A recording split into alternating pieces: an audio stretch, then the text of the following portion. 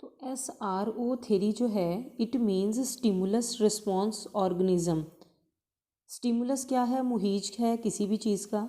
Response देता है organism. Organism को इंडिविजुअल के मीनिंग में लिया गया, इंसान के लिए लिया गया कि इंसानों के लिए ये लफ्ज़ इस्तेमाल हुआ। स्टिमुलस क्या है? जैसे तेज़ लाइट जो है वो स्टिमुलस है। रिस्पॉन्स के तौर पर आंखें चुंधिया जाती हैं और ऑर्गेनिज्म की, इंसानों की आंखें चुंधिया जाती हैं। जैसे हम कहते हैं किसी चीज़ का एक्शन और रिएक्शन होता है, ये एक्शन और रिएक्शन है, लेकिन इसमें ऑर्गेनिज्म को बीच में डाला गया कि ये इंसानों पे स्टिमुलस लगता है और इंसान इसका जो है वो रिएक्शन देते हैं। SRO variables can be classified as independent and dependent variables and extraneous variables. Stimulus जो है वो इंडिपेंडेंट वेरिएबल है, यानी जब वो किसी शख्स पे लगता है तो जो ऑर्गेनिज्म है वो है डिपेंडेंट वेरिएबल। आप देखें ना कि तेज़ लाइट जो है वो चल रही है तो वो स्टिमुलस है, यानी वो इंडिपेंडेंट वेरिएबल है। लाइट तेज़ होगी तो ऑर्गेनिज्म जो है वो डिपेंडेंट वेरिएबल है कि उसके रिस्पॉन्स में, यानी इसकी वजह से इसकी आंखें चुंधियाएंगी और रिएक्शन क्या होगा वो हमारा एक्सट्रेनियस वेरिएबल्स है। वो चीज़ तो उस चीज़ में मैटर नहीं करती, लेकिन बहरहाल इंडिपेंडेंट और डिपेंडेंट वेरिएबल और एक्सट्रेनियस वेरिएबल्स ऐसी वेरिएबल्स हैं जो इसको हमारी स्टडी को लेकर चलते हैं। First we have to define independent variable. Events conditions that an experiment manipulates. कौन सी कंडीशंस को या इवेंट्स को एक्सपेरिमेंटर जो है वो मैनिपुलेट करता है? वो इंडिपेंडेंट वेरिएबल को मैनिपुलेट करता है according to purpose of study, कि उसकी स्टडी का पर्पस क्या है। वो जो एक्सपेरिमेंटर होता है वो मैनिपुलेट करेगा इंडिपेंडेंट वेरिएबल को, किसके लिए? According to purpose of study, जो उसकी स्टडी का पर्पस होगा उसके अकॉर्डिंग वो उसको मैनिपुलेट करेगा। किस तरीके से उसका इफेक्ट जो है वो देखना चाहेगा, जो उसकी स्टडी की डिमांड बनती है। When observation of subjects' performance are taken within the lab, psychologists try to hold most variable constant. और जब ऑब्जर्वेशन की जाती है और सब्जेक्ट्स परफॉर्मेंस, किसी शख्स की परफॉर्मेंस को हम देखा जाता है। सब्जेक्ट यहाँ का वर्ड जो यहाँ पे यूटिलाइज हुआ है वो मामूल के लिए हुआ है। मामूल का मतलब होता है कि वो शख्स जो आपकी स्टडी में काम कर रहा है, परफॉर्मेंस दे रहा है, आपने उसके ऊपर एक्सपेरिमेंट जो है वो कंडक्ट किया है। और तो लैब साइकोलॉजिस्ट जो हैं वो बहुत सारे वेरिएबल को कांस्टेंट रखने की कोशिश करते हैं। Independent variable is also known as variable of interest. यही वेरिएबल ऑफ इंटरेस्ट है क्योंकि इसी वेरिएबल को हम मैनिपुलेट करते हैं, इसका इफ़ेक्ट हम लोग दूसरी चीज़ों पर चेक करते हैं। तो हमारा जो बेसिक जो इंटरेस्ट का वेरिएबल होता है वो इंडिपेंडेंट वेरिएबल होता है। Next is dependent variable. Dependent variable क्या करता है? ये हमारे इवेंट्स और कंडीशंस होते हैं मयर्ड बाय एक्सपेरिमेंटर, जो एक्सपेरिमेंटर जो है वो मयर करता है। इंडिपेंडेंट वेरिएबल ने हमारे ऊपर इफ़ेक्ट लगा दिया, इवेंट्स एंड कंडीशंस पे इफ़ेक्ट डाल दिया, और हम ये फिर एक्सपेरिमेंटर ने उसको मयर कर दिया कि इंडिपेंडेंट वेरिएबल का जो इवेंट्स और कंडीशन पे जो उसने इफ़ेक्ट डाला है वो कितना निकला, सही निकला, गलत निकला, थोड़ा निकला, ज़्यादा निकला, वो उसको मयर करता है।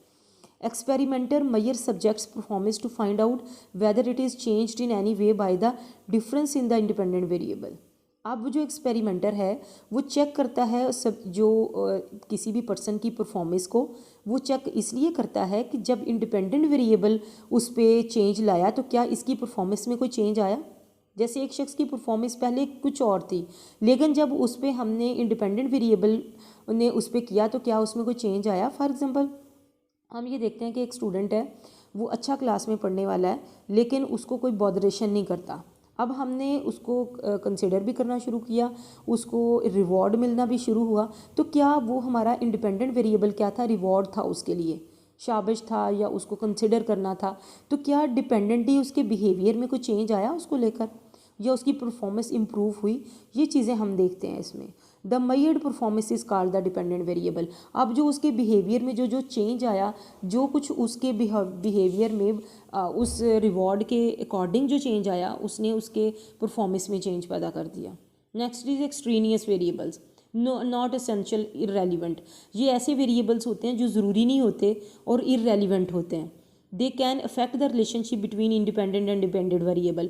वो इररेलीवेंट होते हैं बट दे कैन इफेक्ट जो इंडिपेंडेंट और डिपेंडेंट वेरिएबल का रिलेशनशिप होता है ना, चाहे वो पॉजिटिव होता है, चाहे वो नेगेटिव होता है, चाहे वो जीरो रिलेशनशिप होता है, तो वो तो फिर नो रिलेशनशिप में चला गया।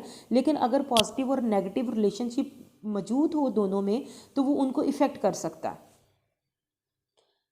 Types of intervening variables. अब जो इंटरविंग वेरिएबल होते हैं, जो एक्सट्रीनियस वेरिएबल्स होते हैं, वो दो तरह के होते हैं। नंबर वन है इंटरनल, पर्सनल इंटरनल फोकस के फैक्टर्स। ये पर इंसान के पर्सनल इंटरनल फैक्टर्स होते हैं। हंगर के, उसको भूख तो नहीं लगी हुई, थर्स्ट, मेंटल स्टेट उसकी क्या है उस वक्त जब ये एक्सपेरिमेंट हो रहा है, उसको प्यास लगी हुई है, उसकी जहन की कैफियत क्या है, पर्सनैलिटी क्या है उस वक्त, उसकी एज क्या है, उसके पास्ट एक्सपीरियंसेस कैसे हैं, पॉजिटिव हैं, नेगेटिव हैं, और इंटेलिजेंट है नहीं है, सोशल स्टेटस क्या है उसका। ये चीज़ बड़ी इंपॉर्टेंट होती है जब हम किसी भी एक्सपेरिमेंट को कंडक्ट कर रहे होते हैं। तो किसी शख्स का इंटरनल जो स्टेटमेंट होती है, उसका hunger, thirst, mental state, personality और उसका सोशल स्टेटस, ये सारी चीज़ें बहुत मैटर कर रही होती हैं कि वो उस पर किस तरह से इफ़ेक्ट दे रहा है। Next is external variables. Extraneous variable दो तरह के थे, इंटरनल, और अब एक्सटर्नल फैक्टर्स की हम बात कर रहे हैं। एनवायरमेंटल फैक्टर्स जो बाहर होते हैं, किसी शख्स की ज़ात के जो अंदर के फैक्टर्स होंगे वो इंटरनल होंगे, और जो उसकी आउटसाइड द पर्सनैलिटी होंगे वो एक्सटर्नल फैक्टर्स होंगे। These factors effect the subjects response. ये उसके रिस्पॉन्स को इफेक्ट कर सकते हैं। माहौल जो है वो इंसान पर बहुत ज़्यादा असरअंदाज होता है, और कई दफ़ा माहौल की सेटिंग की वजह से इंसान जो है वो अपना रवैया बदल देता है और अपने रिस्पॉन्स में चेंज ले आता है दूसरे लोगों की वजह से। टेम्परेचर ऑफ़ द लैब जो है वो किस तरह का है, टेम्परेचर अच्छा होगा तो ऑब्वियसली कंफर्टेबल होगा, वो उसके लिए अपना रिस्पॉन्स वो अच्छा देगा। लेकिन अगर लैब टेम्परेचर जो है वो बहुत ज़्यादा हाई है या बहुत लो है, वहाँ पे उसके लिए रिस्पॉन्स देना, कंसंट्रेशन करना मुश्किल हो जाता है। लाइट कितनी है, लाइट का लेवल जो है वो ठीक होगा तो इंसान कंफर्टेबल होगा। नॉइस अगर वहाँ पे बहुत ज़्यादा शोर हो, बार बार लोग आ जा रहे हों, तो कंसंट्रेशन नहीं रहती और उसकी परफॉर्मेंस जो है वो इफ़ेक्ट होती है। नंबर 3 है experimental design. Overall plan of different conditions and treatments is called experimental design.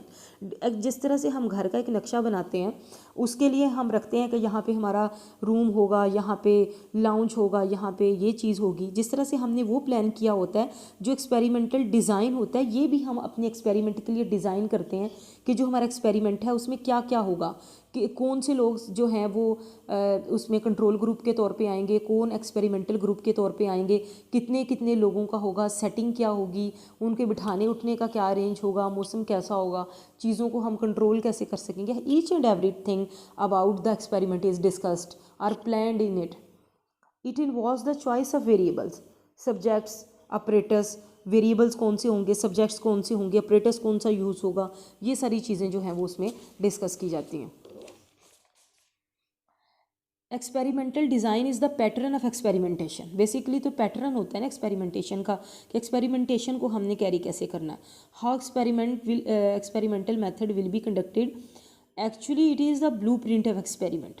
जो हमने एक्सपेरिमेंट करना होता है ये उसका ब्लू प्रिंट होता है, उसका बेसिक होता है, उसका खाका होता है ये basically. Experimental design can be of different types. अब एक्सपेरिमेंटल डिज़ाइन डिफरेंट तरह के हो सकते हैं।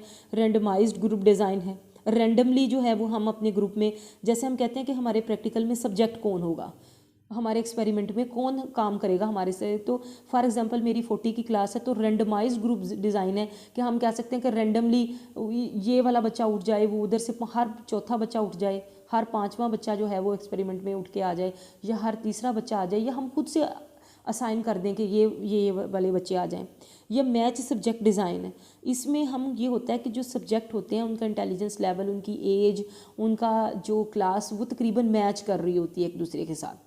बिफोर आफ्टर रिसर्च डिज़ाइन, एक रिसर्च डिज़ाइन हम वो बनाते हैं कि हम बिफोर स्टडी उसको देखते हैं, फिर आफ्टर स्टडी उसके जो है वो चेंजेस देखते हैं कि बिफोर स्टडी इस पे इन लोगों पे जब एक्सपेरिमेंट या ये चीज़ की गई तो इनका क्या रिस्पॉन्स था, और आफ्टर एक्सपेरिमेंट करने के बाद किस तरह से हुआ।